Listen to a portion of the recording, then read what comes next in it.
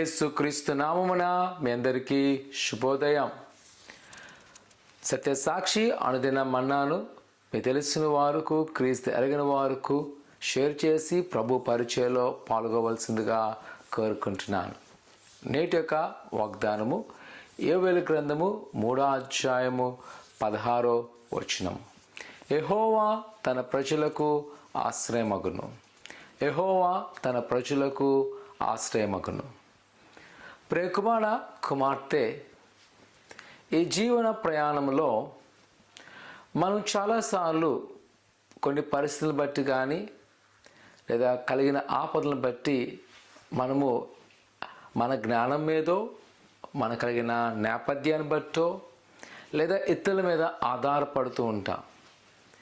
కానీ అన్ని వేళలో లేదా 99% అది మనకు నిష్ప్రయోజనంగానే ఉంటుంది.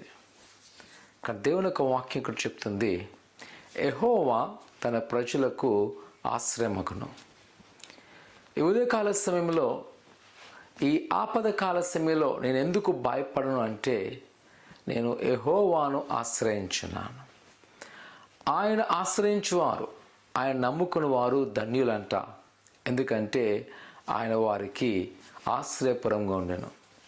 ఆయన ఎప్పుడైతే ఆశ్రయపురంగా ఉంటే దానికి అర్థం ఏంటంటే, యెహోవా ఈరే ఆయన సమస్తమును చూచుకును. ఆనాటి ఇజ్రాయెల్ ప్రజలు, యూదా ప్రజలు దేవుని యొక్క ఆజ్ఞలు అతిక్రమించి వెళ్తున్నప్పుడు యోవేలు ప్రవక్త ద్వారా దేవుడు మాట్లాడుతున్నాడు. ఒకవేళ మీరు మరలా నాకు తిరిగినట్లయితే నేను మీకు ఆశ్రయమగుతాను. మీకు కలిగిన ఆపదలను బట్టి మీరు ఇప్పుడు బానిసత్వానికి వెళ్తున్నారు, కానీ మీరు నా వైపు తిరిగినట్లయితే మరలా నేను మీకు ఆశ్రయదుర్గంగా ఉంటాను. నిజమే ప్రియకుమార కుమార్తె, ఈరోజు నీకు కలిగిన శ్రమలు బట్టి నువ్వు నిరాశపడిపోతున్నావేమో, కానీ దేవుని యొక్క వాక్యంతో నేను ప్రోత్సహిస్తున్నాను. భయపడక, ఆధైర్య చెందక. ఆయన నీకు ఆశ్రయదుర్గంగా ఉండబోతున్నాడు. ఆయన ఉంటే మనకి కొదువ ఉండదు. మనకున్న ప్రతి పరిస్థితులను, ప్రతి బంధకాలైనా తీర్చగల సమర్థుడు. ఆయన ఆశ్రయం చేసుకుంటావా? ప్రార్థన చేసుకుందా. ఘనమైన దేవా, నీ కొందాలు నీ బిడ్డలేని వారు మీరు జ్ఞాపకం చేసుకోండి. ప్రభా, నిజమే నిన్ను ఆశ్రయించు వారిని విడువను ఎడబాయని దేవుడు. ఆయన ఆనాటి యూదా ప్రజలు, ఇజ్రాయెల్ ప్రజలు నేను ఆశ్రయించినప్పుడు మరలా మీరు వారిని రక్షించున్నారు. ఈ సమయంలో వారి వ్యాధిని బట్టి, బాధను బట్టి, దుఃఖమును బట్టి నిజంలో మొరుపెడుతుండగా, నేను ఆశ్రయిస్తుండగా నీ ప్రజలను అంగీకరించబడుతున్నా దేవానికి కొన్నాను. వారు తోడుగా ఉండబడుతున్నా దేవానికి కొన్నాను. వారి ప్రతి బంధకాలు మీరు విడుదల చేసి నీ కృపాక్షాలు నింపి ఆశీర్వదింపచేయమని యేసునామమున తండ్రి, ఆమేన్.